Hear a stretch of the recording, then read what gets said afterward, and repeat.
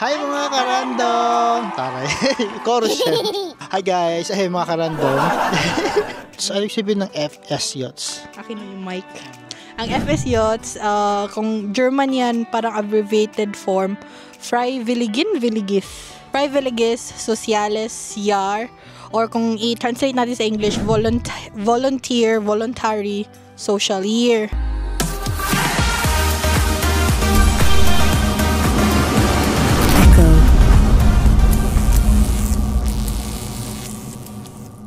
Yan yung program na nag-aano sa mga foreigners or locals dito sa Germany. Mag-try out kung hindi pa nila gusto yung mga university or kung mag-Ausbildung sila. Para siyang gap year program na mag-try out sila sa mga, usually sa mga nursing facilities o kindergarten at saka sa mga mga social events, parang pwede din sa mga, yung mga may disabled na school. Ano lang dito is 16 to 25 years old. Pero meron ding ibang program which is BFD, yung 25 above. Pero same lang din yung principle sa FS Yachts. Tsaka usually yung contract na to, yung FS Yachts is 6 to 18 months yung duration ng program. Personally, nung nalaman mo na parang may ganitong program, ano yung reaction mo or do you have any hesitations? Parang, paano yan? Anong gagawin ko dyan? May mga ganun ka bang? Yeah, kasi B2 passer ako sa Philippines and then I aim to go to Ausbildung,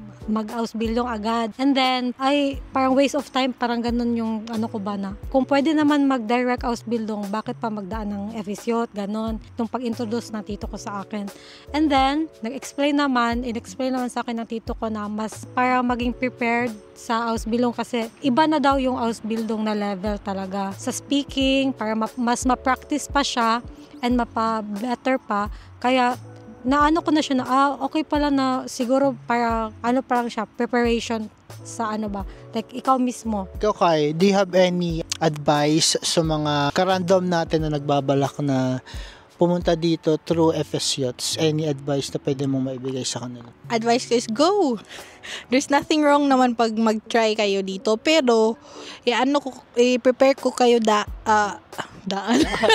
i-prepare ko na kayo. Sabihin ko na, hindi ko na mahirap talagang maghanap ng Ausbildung na plots or yung company na mag-offer ng Ausbildung kasi isa ba dyan kasi marami kasing parang competition, mga local na mga bata, mga teens dito nag-FS Yachts din.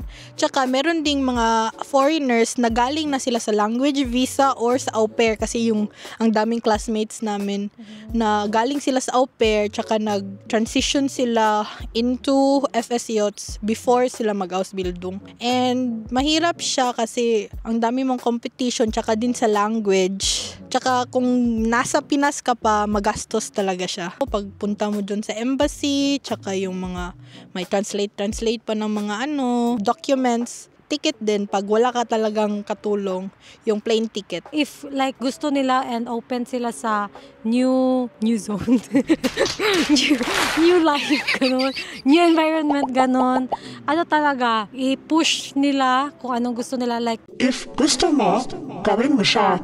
And if hindi mo gusto, mo na i-push yourself. Kasi hindi pwede ganun, guys. I-take mo yung risk if gusto mo talaga yung ginagawa mo. Whatever it takes. Mahirap man siya or easy. So, mahirap man talaga basta mag-start pa lang. And then, sa ibang country ka pa. So, it's hard talaga sa first pa lang. But eventually, if mo na siya, ma-feel, magawa mo na siyang comfort. Like, you love what you do na. Wow!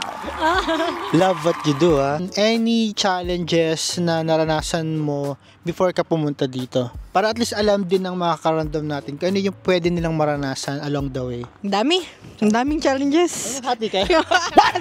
Yung number one talaga na challenge kasi pag mag-iisip ka ng mag-FS Yachts, yung language.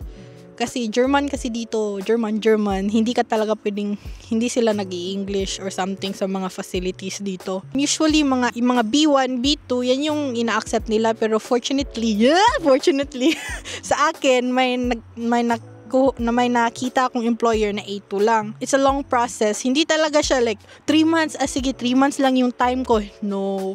May iba nga, magto 2 years ako. 2 years akong nag-process ng mga documents. 2022 akong nag-start talaga na, ito na lang na program, hindi na lang yung Ausbildung. Tsaka dyan pa ako nag-start nag-language. Nag-take pa ako, kasi hindi kasi ako full-time nag-language yung, hindi daily yung language classes ko. Tsaka exam ka pa niyan for TELC. Maghihintay ka pa ng 1 month kung nakapasa ka ba. Tsaka after niyan, dyan ka na mag-aano sa mga companies na gusto mong pasukan. Tsaka i-ano mo pa kung ma-accept ka ba or something. Tsaka mahirap talaga yan pag wala kang relatives dito. Kasi German yan yung documents lahat. Palaban tayo sa Google Translate dito eh. Pero hindi talaga, may iba talagang words na hindi kaya ni Google Translate. Yung embassy para sa akin, okay lang. The German embassy dun sa Makati, sa Manila. Nahirapan ako kasi during that time, naririnig ko din yung time ni yung isang president natin nung nag-stop siya ng mga nurses, specific sa nurses sa Pilipinas na ipalabas, yung daming umiiyak kasi dahil sa pandemic. Doon, tsaka nabalitaan ko na maraming mga FSU tsaka Ausbildung din offload. Immigration, dyan kami na Yung panahon mo yan. kinabahan talaga. Parang ngayon din may offload din naman. Dyan kami kinabahan sa immigration. Mas doble talaga yung preparation ko sa immigration. Dinala ko pa yung yearbook ko sa senior high school. Yung mga TOR, yung ng parents ko, yung marriage certificate, yung sister ko, yung mga, dinala ko yan lahat just to be sure. Maliban sa language course ko dati, kasi FLEGE, like hindi siya allgemein. So FLEGE, so about siya, medical terms, ganun siya. And then, before mag-exam, so study. Ganyan. So, ang brain cells na, 1 na lang natira. Buti naman pumasa. Sa embassy, hindi naman like super hirap kasi kompleto naman sa documents. And, of course, kasi nauna si Kyle sa akin. Siya ang guide ko. Siya ang, Kyle, ano ang gagawin ko dito? Anong sasabihin mo? Ganun ba? So, like may siya, mga tips. Nag-effort talaga siya mag-type. Tapos, nahirapan ako sa immigration. 30 minutes nakatayo ang babae na to. What? Ang tito ko doon, nanginginig na sa... nakatayo lang na naghihintay kung ano ba. Tapos pumasok sa mga office. Bakit anong nangyari? Ano yung... Like, tinanong, anong purpose mo sa dito sa Germany, ba't ka Tapos, kasi sinabi ko like, mag-join ng voluntary kasi hindi nila alam yung Deutsch na na term. So, dapat i-explain mo siya kung ano yung, kasi Bisaya, ay Tagalog man yun doon. So, Bisaya. Tas, akala ko Bisaya ko explain. Tagalog pala si ate. Kaya, ayun, nag-Tagalog din. Parang bago ata siya, hindi ko lang alam.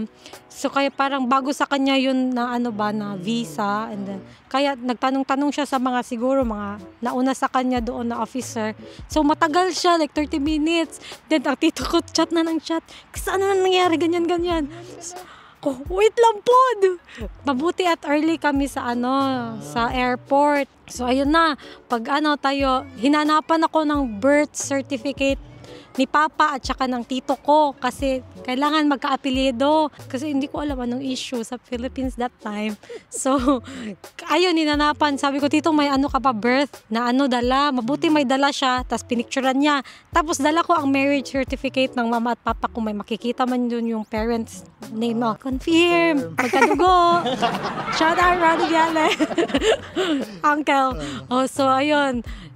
Bigla lang kinuha yung tapos tinataka na siya. So, sabi dito, ano nangyayari? Ano na ba to? Buisit! Sabi ganun, kasi kinabahan siya for me. Kasi hindi niya alam ba anong gagawin. Kasi ang ticket, ang mahal. Kaya parang siya yung talagang kinabahan. Kaya nakatayo lang siya dun. Tapos, pagkatapos naman nun, like, nakahinga naman siya ng malalim kasi nakalusot naman ang pamangkin niya. Guys, pwede ba kayo mag-share ng yung mga ginagawa ng isang volunteer? Of course, iba-iba din naman yung mga task ng bawat volunteer na pupunta dito. Pero yung sa inyo, if you can like share lang yung yung pwede nyo i-share. Iba-iba kasi yung situation namin. Ito, yung first task ko talaga is betroyong, which is care. Betroyong siya, hindi sa, usually betroyong sa mga matatanda, hindi. Betroyong siya, pero sa parang person na parang nabalian siya ng arm. So, Injured. May injury siya. So, kailangan siya ng, tulong. Mabuti nga yun kasi nag-i-English. Oh my God! Nag-i-English. Shoutout yun, guys. Patient ko yun. Parang isang patient lang talaga ako nun. Like half day from 7 to 12. Stay ako doon. Hindi lang siya kasi may injury siya. Tapos tinutulungan kong pag-vashin, pagligo niya everyday or kung anong gusto niya. Tapos magpe-prepare ng foods niya. Tsaka meron din siyang 2 katsen. Nag-stay ka dito sa bahay niya ng ganong oras, tapos may kasama siyang family member o siya lang din? May kasama siya family member, yung anak niya. Yung husband niya kasi is always nasa work. Pero minsan kasi time yun ng Easter break. O yung hanggang ngayon siya pa din yung pasyente? Hindi na kasi kasi parang recovered na yung ano niya. Kasi sinasamahan ko din yun sa physiotherapist niya, yung physical therapist para exercise. Ganun. Sinasabihan ako ng physical therapist na ganito dapat yung exercise sa kamay, ganito para i-supervise ko daw siya ba or something. Tapos yung anak niya nandun din minsan kasi timing na Easter break yun kasi 1 week or 2 weeks ata yung Easter break ng mga chikiting dito. So yeah, nagkasundo naman kami ng anak niya kasi bata pa, tapos gusto ng anime, ganyan. Parang 2 months siya nag-recover. Nilagay na naman ako sa ibang person na i-injure. Hindi, kamay. Paano naman? tapos ito, meron ding aso. So, parang alam nila kasi na parang animal lover, pet lover ako, ganun. So, doon nila ako nilalagay sa company ko. Tsaka, meron ding mga nabibitroyong din ako ng matatanda, yung mga demens. Parang nakakalimutan na nila na, ay, kakain ka pala. Tapos, binibigyan, nag-prepare ka ng pagkain, ganun. Kasi nakalimutan na nila.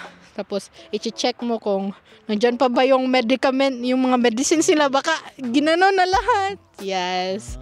Hanggang ngayon, pa din, mga care for the elderlies, yung mga may dementia. Ano yung usual na task mo or routine mo everyday? Wow, everyday. Patulog. Actually, sa pag-volunteer is house workshop talaga yung mostly. Then ako, nalagay ako sa flege. Yung sa kanya is parang magbigay ng food. Ako like position. Yung parang talaga siya. Anong tawag doon? Bedridden. So at first, may pa kasama pa na nurse ganon. Then i-help ka ganon. Tapos tuturuan ka ba yung routine niya sa gabi at morning. May time ako na morning ako nag-duty tapos evening din sa kanya. So kasi siya, yung parang kailangan siya i-lifter, tapos ilipat sa bed, ganyan. And mabigat. pa ako kasi parang nabigla yung katawan kasi first ko na talaga is akala ko kasi same lang na betroyong din, ganyan. So iba pala, sa flege pala nilagay. Hindi naman ikaw magbigay ng medicine, yung mga flege personal naman. Meron ba kayong alam na ibang field other than flege na FSYots? Meron, pero sa flege kasi madami yung meron sa Altenheim, sa hospital, sa Krankenhaus hospital, or pwede ding sa yung nag-drive lang, 'di ba? Yung mga Fardins. FSYots din yun, yung sumasabay sa mga nurses. Kung hindi medical field, meron ba? Meron din yung usually is sa kindergarten. Kindergarten tsaka yung mga disabled. Hindi siya medical pero teacher ka, pero sa mga disabled na bata or sa kindergarten, yung mga maliliit pa, yung mga kita. Parang assistant ka sa teacher. To sum it up, ano yung pwede nyo sabihin sa mga karandom natin kung talagang balak nila at gusto nilang pumunta dito as FSYots dito sa Germany? Go! Go! Push yan, te. Pag gusto mo, guys, pag gusto nyo, pag interested, tas feel nyo, kaya nyo naman i-survive kasi wala namang bagay na hindi nakakaya through prayers. Para sa akin, worth it. Kasi magala kasi ako na person Tsaka, dito sa Germany, easy lang gala ka dun sa bansa na yun, sa Europe.